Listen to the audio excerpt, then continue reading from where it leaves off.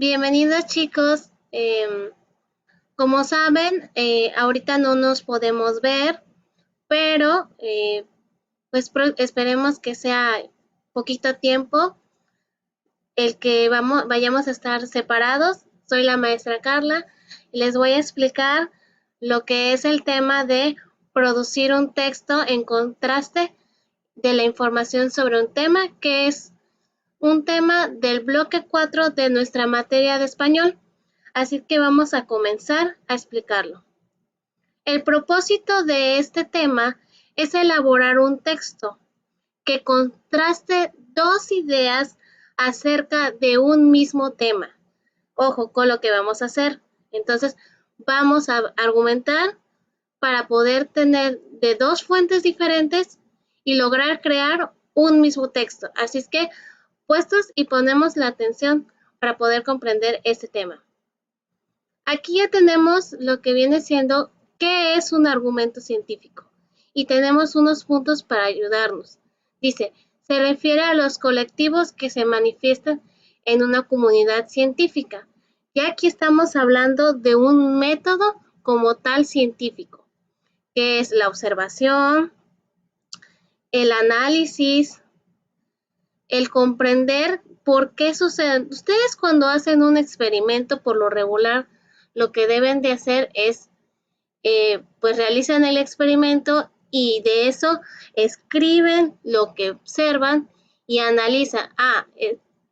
Por ejemplo, la germinación de las plantas. Cuando germina la planta, vemos qué fue lo que nos funcionó y qué no nos funcionó. De ahí nos dice, se adquiere por método de investigación, es decir, de dónde saqué el tema. Si lo leí de un libro, de qué fuente lo saqué, de internet, de un periódico, de una revista, de un libro, o hasta puede ser de un video. Entonces, de esa información que ustedes sacan, pues debemos de comprobar y hacer nuestro texto. Eso se llama argumentos científicos, donde saco la información de una fuente y la sustento con lo que yo he observado, ¿sí? Entonces, esos son lo que es un argumento científico. El argumento científico es que se hace de acuerdo al método científico, se hacen investigaciones para dar veracidad al tema que estoy investigando. Eso es muy importante, ojo, que cuando tengo argumentos científicos, tengo veracidad. Esa palabra es súper ultra importante que tengamos en mente. Cuando yo investigo dentro de un texto científico, está bien sustentado. ¿Por qué? Porque está bien validado, tiene validez. Quiere decir que esto es lo que realmente está sucediendo. Por eso si ven en las imágenes que están en la presentación, es como una plática de acuerdo a lo que se ha observado, pero son cosas que realmente se hace el experimento y mediante la observación ya se tiene claro lo que ya se hizo. De ahí nos dice textos científicos. Dice, son descripción y argumentación en un modo discursivo predominante, es decir, una narración basada en el método científico. Cuando los científicos hacen sus escritos, sus textos informativos, ellos hacen experimentos y dicen, bueno, voy a realizar este experimento, pero tengo que observar, tengo que analizar y describir características de este experimento. Entonces voy analizando lo que se da del experimento. Es decir, si hablamos de nuevo del experimento de la germinación, entonces yo describo, al inicio del experimento de germinación, el frijolito, ya se le agregó agua, pero no ha podido germinar porque apenas es el primer día y apenas está absorbiendo los nutrientes del agua. Segundo día, ya se observa un brote de la planta, pero es muy pequeño. Tercer día, y así sucesivamente de acuerdo a la duración del experimento. Por ejemplo, aquí tenemos dos imágenes de dos revistas científicas. Una es la de Muy Interesante y otra es de National Geographic. Entonces, como les decía, estos tipos de revistas se ven las pueden encontrar en las calles y si lo ojean o lo leen, este tipo de revistas se llaman revistas de divulgación científica por lo mismo, porque dan a conocer lo que está sucediendo a nuestro alrededor. ¿Qué es lo nuevo? Por ejemplo, ahorita que está lo del coronavirus, que debemos conocer del coronavirus, entonces en este tipo de revistas nos dan datos basados en experimentos, es decir, esta es la razón del por qué se está propagando el coronavirus, estas son las medidas preventivas, para que la gente tome conciencia y realmente sepa que lo que se investigó es cierto y que debe de tomar esas medidas preventivas. Por eso dice que algunos ejemplos de este tipo de textos son los artículos de difusión, porque son de difusión y cuando difundimos alguna noticia debemos estar bien fundamentados, bien argumentados, es decir, que nuestra información sea 100% real y 100% verídica, que no sea de, yo creo o me imagino que sucede esto por esto. Es decir, 100% real, 100% que está bien fundamentado. Por eso estas revistas comúnmente deben ser utilizadas para investigaciones. Es decir, si yo quiero investigar del coronavirus, puedo ir a ver a un puesto de revistas, puedo buscar este tipo de revistas y va a traer a lo mejor un artículo en donde hable del coronavirus. Y esta me puede auxiliar y ayudar. Entonces, es muy importante tener en cuenta esto, que los textos científicos los podemos encontrar en muchas partes. Están estas revistas de divulgación, están los libros de texto, también en internet podemos encontrar textos científicos, en blogs, en videos, o sea, hay un montón de lugares en donde este tipo de textos aparecen y nos ayudan a nuestras investigaciones y a poder describir algo que nosotros queramos saber o queramos investigar. Y es muy importante comparar la información. Aquí ya entramos a otro lado. Es el lado opuesto de lo que venimos hablando, de los hechos científicos o los argumentos científicos. Estos ya son conocimientos populares. ¿Y qué es un conocimiento popular? Bueno, nos dice, es un término importante, es aquel que se adquiere de forma espontánea por medio de la observación. Suele ser denominado como sentido común, es decir, son creencias. No es un conocimiento científico adquirido, no tiene argumentos, no es algo que digas, esto es 100% real y esto puede ser utilizado de manera diaria, no. Solo una creencia que las personas tienen y que utilizan para poder explicar aquello que desconocen. ¿Sí? Entonces, estos conocimientos no están fundamentados, solo son cosas que la gente va diciendo. Entonces, es importante, ya tenemos dos ideas, los hechos científicos y los conocimientos populares. Son muy diferentes y son polos opuestos, porque una se basa en cosas verídicas, reales, y la otra solamente se basa en el sentido común, o sea, en creencias. Entonces, hay que saber identificar cuando un texto realmente tiene una validez y está bien argumentado, o cuando solamente es escrito a través de opiniones de personas, o sea, de lo que dijo la gente. Entonces, mucho ojo con eso. Esto los va a ayudar con las actividades que ya tienen subidas en su Classroom, en su plataforma, porque este tema es importante. Por eso estamos explicando la diferencia entre ambas, entre los textos científicos y conocimientos populares. Bueno, chicos, seguimos. Ahora ya después de explicar lo de español, ahorita vamos a entrar ya definitivamente con el tema de matemáticas. Esperemos que hasta ahorita todo esté claro, las clases hayan sido pues lo más entendido posible. Entonces, ahorita nuestro tema de matemáticas es de fracción a decimal. ¿Cómo convertir? ¿Cómo convierto una fracción en un número decimal? Es decir, aquellos números que tienen punto decimal. Entonces, comenzamos primero, ¿qué es una fracción? Vamos a recordar, porque yo sé que ahorita en estas vacaciones, en esta cuarentena, ya estamos un poquito con la mente un poco atrasada en lo de matemáticas. Así que vamos a recordar, ¿qué es una fracción? Es un número que se expresa con una cantidad determinada de proporciones que se toman de un número dividido en partes.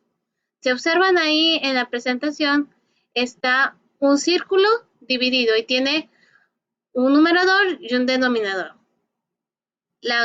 El número de arriba se le llama numerador, que es lo que voy a tomar de la fracción. O sea, la parte pintada que se ve en el dibujo es el numerador. Y el denominador es el número de abajo de la fracción, o sea, el 6. O sea, ¿cuántas veces está dividido el círculo de la figura? Pues en 6 partes, pero solo voy a tomar una, porque es un sexto. Entonces, tenemos dos conceptos, numerador y denominador. Eso es lo que indica que es una fracción, porque es una representación de las porciones de algo que estoy dividiendo, de un objeto. Cuando comemos un pastel, una pizza, un pan, siempre lo debemos de dividir en porciones iguales para que todos podamos tener un pedazo. Entonces, aquí nos ayuda las fracciones. Y lo vemos en la vida real porque tenemos que a veces dividir o cortar para que a cada una de las personas le toque partes iguales. Entonces, esto es lo que es una fracción. Recordando ya lo que es su parte que es numerador y denominador. Continuamos. Y entonces ahora vamos a conocer qué es una fracción decimal. Pues aquí les voy a explicar, una fracción decimal es la que tiene un denominador, recordemos, denominador abajo, en la parte de abajo de la fracción. Pero aquí dice que debe estar potenciada a 10. Entonces, abajo de nuestras fracciones, las fracciones decimales siempre van a tener abajo números como 10, 100 y 1000. Esto dice para facilitar los cálculos u operaciones como son las sumas y las multiplicaciones. Las fracciones, en fracciones. Ejemplo, aquí nos pone el 43 y aquí abajo el 43 como numerador y el denominador es el 100. Entonces, si nosotros convertimos la fracción decimal, ahora si le escribimos a número decimal, sería 0.43. Y al lado tenemos una imagen que nos dice, que nos pone en fracciones donde el 1 tiene el numerador es el 1 y abajo está el 10, el 100 y en la última fracción que se ve es el 123 y abajo tiene el 1000. Si observamos, cada uno toma un espacio. Por ejemplo, si es el 10, el 1 se coloca el 0, se toma un espacio y queda ahí el 1. En el 1 con el 100 se toma un 0, se agrega el punto, se toma 2 espacios. Está el 123 arriba sobre 1000, entonces como 123 tiene 3 espacios y 1000 tiene 4 espacios, o sea 4 ceros, entonces vamos a tomar el 0, punto y tomo los 3 espacios que faltan, porque ya son 4 espacios ahí, ya con el 0. Entonces, vamos a observar cómo hacerlo paso por paso. Conversión de una fracción decimal a un número decimal. Entonces tenemos aquí, si un denominador es 10 o potencia de 10, y aquí ponemos el ejemplo de 3, el 3 que es el numerador y el 100 que es el denominador, ¿cuántos ceros hay? Entonces, aquí hay que recordar que cuando hablamos de números después del punto, hay números que son enteros. Bueno, para esto vamos a ocupar la tabla de posición para recordar cómo puedo mover y en qué sentido se mueven estos espacios que acabamos de explicar. Entonces voy a colocar la tabla de posición y es esta. Le voy a hacer zoom para que la puedan ver mejor. Aquí ya tenemos los enteros y los decimales. Cuando es una unidad, ya lo que conocemos normalmente son unidades, decenas, centenas, unidades de mil, unidades de millar. decenas de millar, centenas de millar. A todos esos números se les llama enteros. Y hay unos que se llaman tienen sus nombres, pero son después del punto. Y se basan también en posiciones. Entonces aquí tenemos los decimales, que son décimos, centésimos, milésimos, 10 milésimos, 100 milésimos, millonésimos. Y si ven en la tabla, aquí ya ponen las fracciones abajo con la potencia también de cuánto está potenciado el 10. Entonces, por ejemplo, cuando abajo hay 10, quiere que es decir que son décimos. Entonces, cuando haya un número, a lo mejor aquí no sería 1, que sea un 4, 20. ¿Sí? Entonces, yo, por ejemplo, que esté un 20 aquí. Entonces, yo nada más voy a colocar el 0 y nada más voy a mover un espacio, que es donde voy a colocar ya no sería 20, sería 0.2. ¿Por qué? Porque recordemos que el 20 tiene 2 espacios. Entonces, por ejemplo, ahí nos tenemos que marcar esta tableta, hay que aprendérnosla por si tenemos todavía dificultades con fracciones decimales para convertirla. Esta tabla nos va a ayudar. En dado caso, yo se las proporcionaré para que ustedes no tengan problemas por en el caso de que, ay maestra, pues se me olvida todavía las posiciones de los números, me cuestan trabajo, no lo recuerdo, pues entonces les voy a tener que enviar esto, o les voy a enviar esto para que lo trabajen, porque es lo que en muchos problemas de este bloque vienen y que deben de conocer. Entonces ya sabemos las posiciones, sabemos que hay décimos, sabemos que hay centésimos, milésimos, millonésimos, etcétera. Y que de acuerdo al número de abajo del numerador, pues yo voy a tener que saber cuántos lugares debo de dar de espacio. Entonces aquí tenemos lo mismo, pero ya nos está colocando el número. Por ejemplo, aquí era el 3 sobre 100. Y entonces pongo mi 0, coloco mi punto, porque recordemos que 3 es un entero, pero como está sobre 100, entonces, como nada más 3 es un número entero, 3 es una unidad. Entonces, aquí se deja el espacio del entero, 1, 2, 3, y entonces, ¿dónde caería? En centésimos. 1, 2, 3, centésimos. Ahí es donde cae, porque solo vamos a mover 2 lugares, porque recordemos que 100, ¿cuántos ceros tiene? 1, 2, 2 lugares. Entonces, por eso ahí tenemos que practicarlo. Más que nada, para eso es necesario tener la tabla de posiciones para aquellas que todavía les cuesta trabajo esto de las conversiones con punto, pero ya con fracciones decimales. Ahora, ¿qué vamos a hacer? Bueno, pues ahorita lo que necesitaríamos es hacer las conversiones que no son decimales, que son fracciones normales, que no tienen abajo el 100. Entonces ahorita vamos a explicar esa parte. Ya en esta parte estamos con la conversión a decimal, ya sin necesidad de que en denominador sea 10, 100 o 1000. Y aquí ya no estamos ocupando la tabla de posiciones y aquí es una conversión.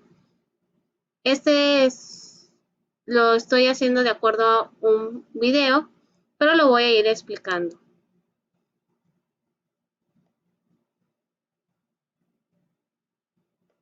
Ahí nos pone la fracción.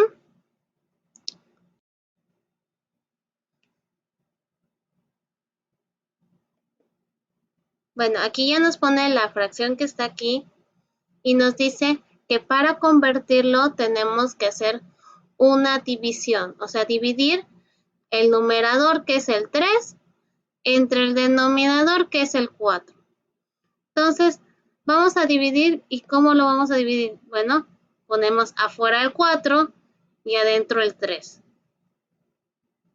Entonces, dividiendo el 3 entre el 4, que es el divisor. pero 4 no cabe en 3. Entonces, ¿cómo le vamos a hacer si 4 no cabe en 3? Bueno, aquí vamos a hacer entonces, agregamos un 0. Vamos a agregar un 0 para que así vamos a encontrar un número que pueda ser divisible entre 4. Entonces, ya agregamos un 0 y arriba de la división vamos a poner un punto. Y con ese punto ya podemos empezar nuestra división, porque pues debe haber un número que multiplicado por 4 se multiplique o se acerque a 30. Recordemos las multiplicaciones.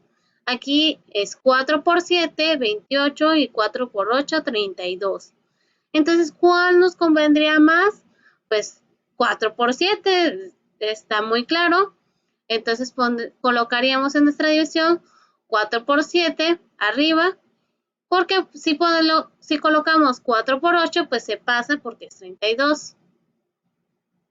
Se pasa y entonces 4 por 7. Entonces multiplicamos 7 por 4, 28. Y entonces, vamos a ver, nos sobrarían 2. ¿Sí? Aquí ya estamos restando el 28 al 30 y nos sobran 2. Entonces, dice agregar un 0 más. ¿Para qué? Y bajamos al 0 y entonces volvemos a hacer la misma multiplicación, que es 4 por qué número se acerca al 20. Eso lo vamos a seguir haciendo, agregar ceros. ¿Por qué? Para que nos quede un residuo muy pequeño y tengamos el número exacto de nuestra división, o sea, qué número es nuestro decimal. Entonces, por eso se coloca otro 0. Entonces, ya sacamos que 2, pero pues 4 no es divisible entre 2 y se agregó un 0. Y ahora vamos a multiplicar por un número que se acerque o nos dé a 20. Y pues aquí está 4 por 4, 16 y 4 por 5, 20. Entonces, ¿cuál sería el que debería de ir arriba? Pues obviamente es el 5 porque es el que nos da 20. Entonces es correcto, ponemos el 5 arriba y ya entonces menos 20 nos da 0. Entonces, ¿cuánto sería 3 cuartos? En números decimales sería 0.75 o 0.75. Ese sería el número decimal. Como ven, ahí está. Eso sería la manera de hacer una fracción decimal. Entonces, con esto en claro, vamos a hacer los ejercicios que nos piden en nuestro libro. Recuerden que siempre en la fracción decimal, ya sea que abajo nuestro denominador tenga 100, pues tengo que hacer seguir los espacios de la tabla posicional. Y si no es decimal la fracción y que tenga un diferente denominador, pues entonces hago lo que ya les expliqué pasito a pasito, que es hacer la división, el numerador afuera y el numerador adentro. Y recordando que si el numerador es más chico, pues pongo un punto arriba para que entonces bajar el 0 y entonces ir haciendo la división.